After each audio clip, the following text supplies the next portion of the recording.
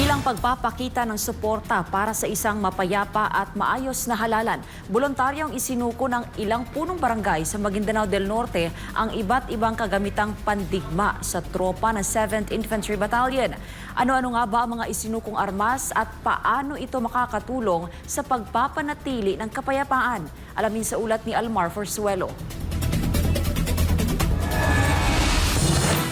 Mahigit 40 kagamitang pandigma ang voluntaryong isunuko sa himpilan ng 7th Infantry Battalion sa Barangay Kapaya, Bagumbayan, Sultan Kudarat, Maguindanao del Norte.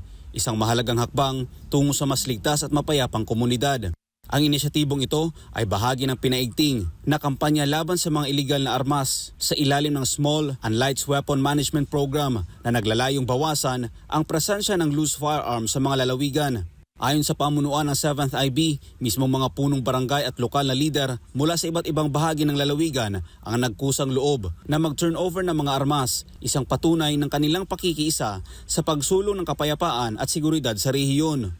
Pinuri ni Major General Donald Gumiran, Commander ng 6th ID at JTF Central, ang ginawang pagsuko ng mga armas na anya isang huwarang hakbang tungo sa pagpapanatili ng kapayapaan sa Sultan Kudarat. Kasabay nito, nanawagan si Gumiran ng pagkakaisa para sa mas maayos at ligtas na komunidad.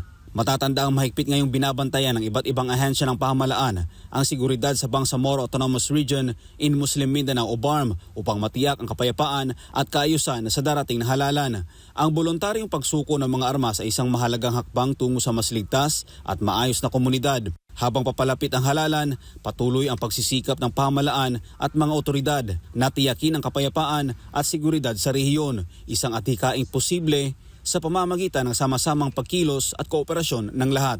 Para sa Diyos sa Pilipinas, kung mahal, Almar Forzuelo, SMNI News.